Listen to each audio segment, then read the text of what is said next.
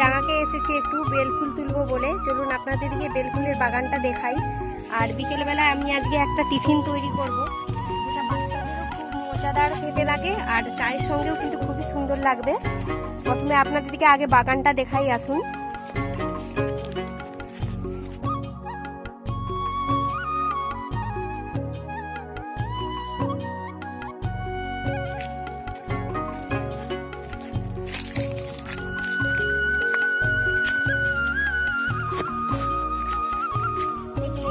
বেলফুলের বাগান, এখানে সকালবেলা বেলফুল তোলা হয়। এখন সব বিকেল হয়ে গেছে আর বিকেলবেলা দেখুন কত ফুল এখনো ফুটে আছে। মাঝে মাঝে দেখুন এই যে একটা একটা করে ফুল ফুটে আছে। আর এই ফুলগুলো কিন্তু ঘরের মধ্যে রাখলে দারুণ গন্ধ উঠে। আমি আজকে সন্ধ্যে টিফিনের জন্য একটা টিফিন তৈরি করব, যেটা চায়ের সঙ্গেও খুব সুন্দর লাগে আর বাচ্চারাও কিন্তু খুব মজা করে লাগে। আর এই টিফিনটা হচ্ছে চিড়ে দিয়ে তৈরি করব। আপনারা প্রথম থেকে পুরো ভিডিওটা শেষ পর্যন্ত দেখবেন। ভালো লাগলে লাইক করবেন, শেয়ার করবেন। আমি কিছুটা আগে ফুল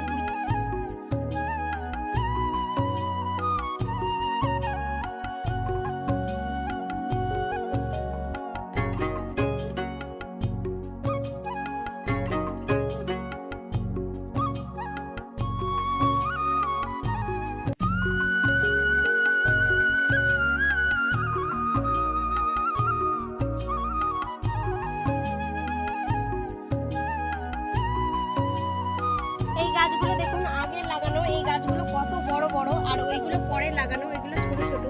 তাই আপনার দিকে পুরো বাগানটাই ঘুরিয়ে দেখালাম। এবার চলুন রান্নাঘরে চলে যাই। কিভাবে টিফিনটা বানাচ্ছি পুরো ভিডিওটা প্রথম থেকে শেষ পর্যন্ত দেখবেন।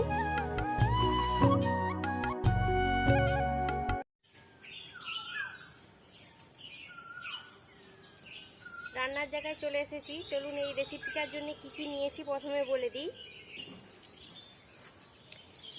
আমি সন্ধ্যার টিফিনের জন্য এই জলখাবারটা একদম কম জিনিস দিয়েই বানাবো। কি কি নিয়েছি এবার বলে দিই। আমি এখানে পাতা চিরা বা যেটা পাতলা চিরা হয় সেই চিরাটা নিয়েছি, আর রিফাইন তেল, ছোলার ডাল, কাঁচা বাদাম, ক্যারি পাতা, হলুদ, লবণ আর কাঁচা লঙ্কা। ছোলার ডালটাকে আমি 3 ঘন্টা আগে ভিজিয়ে রেখেছি, তারপর জল ঝরিয়ে নিয়েছি। এবার আমি চিড়েটাকে একটু কুলোর মধ্যে পাছুড়ে নেব।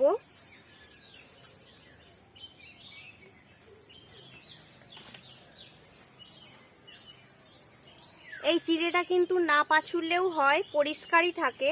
তবু এর মধ্যে যদি হালকা কোনো গুঁড়া থাকে সেই জন্যই আমি পাছুড়ে নিচ্ছি। আপনারা পাছুড়তেও পারেন বা নাও পারেন।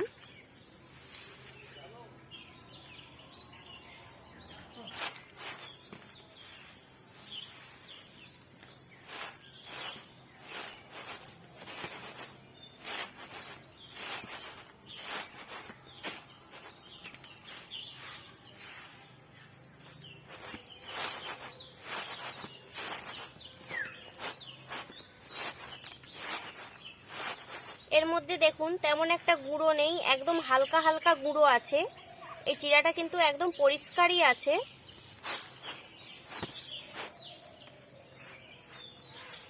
এবার আমি উনুনটা ধরিয়ে রান্নাটা শুরু করব।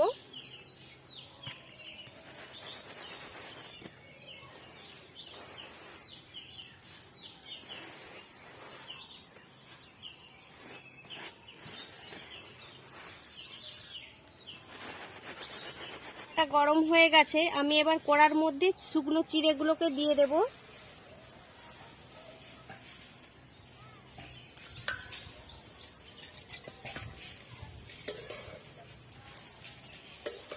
শুকনো চিড়েগুলোকে আমি নেড়ে নেড়ে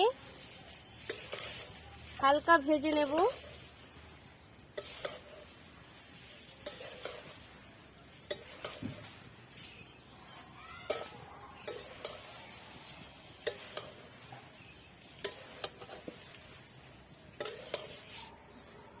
চিড়েটা আমার হালকা হালকা মতো ভাজা হয়ে গেছে।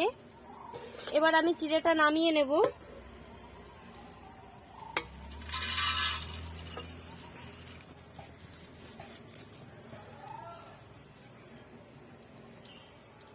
আবার আমি ওই কড়ার মধ্যেই রিফাইন তেলটা দিয়ে দেব।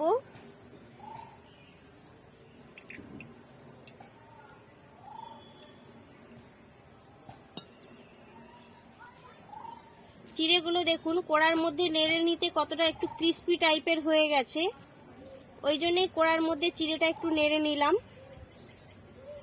আমি একটা ছাঁকনি নিয়েছি, এর মধ্যে আমি ছোলার ডালগুলোকে ভাজবো, নাহলে কিন্তু আমি কড়া থেকে তুলতে পারবো না।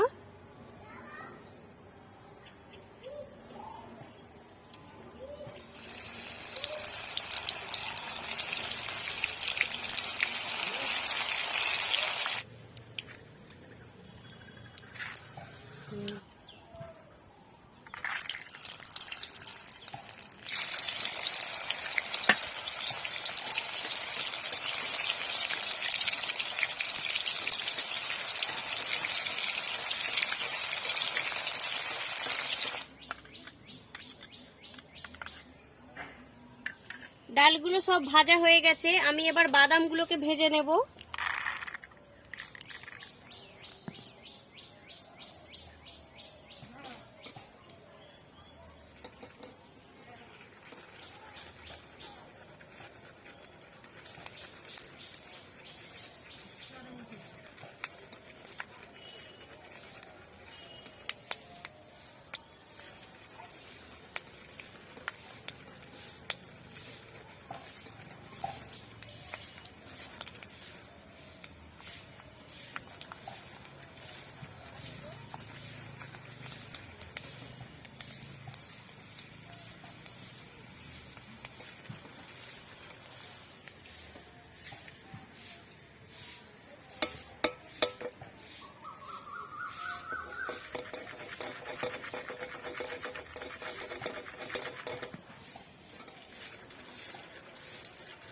তেলের মধ্যে যদি ভেজে না দিতে চান, আপনারা কিন্তু বাজারে কেনা বাদাম আর বাজারে কেনা ছোলা ভাজা দিয়েও এটা করতে পারেন। হয়ে গেছে, এবার আমি কিছুটা তেল কমিয়ে রাখবো।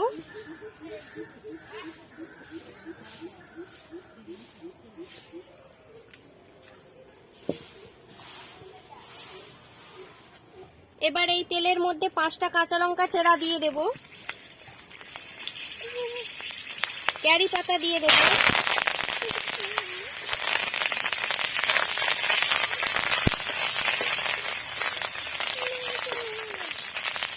আপনারা চাইলে এখানে কাঁচা লঙ্কাটাকে কুচি করেও দিতে পারেন। আমি যেহেতু বাচ্চা খাওয়ার জন্য করছি, সেই জন্য কাঁচা লঙ্কা কুচি দিচ্ছি না। একটুখানি হাফ চামচের মতো হলুদ গুঁড়ো দেব, আর চিড়ার পরিমাণ মতো এর মধ্যে লবণ দিয়ে দেব।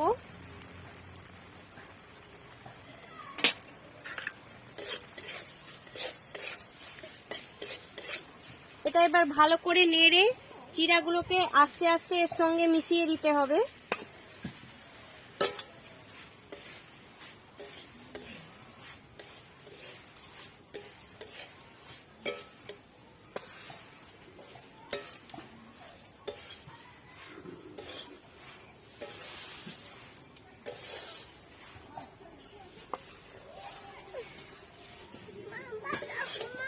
দেখুন আমার খুব সহজেই কিন্তু মশলাদার চিড়াটা তৈরি হয়ে গেল, আর এটা নামিয়ে নেব।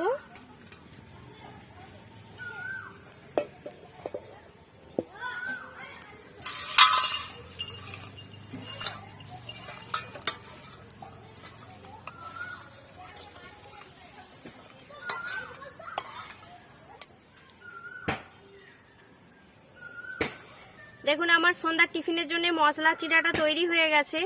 আর এই ভিডিওটা যদি ভালো লাগে প্লিজ লাইক করবেন, আর ভিডিওটা অনেক শেয়ার করবেন। আজকের মতো ভিডিওটা এখানেই শেষ করছি। সবাই ভালো থাকবেন, সুস্থ থাকবেন।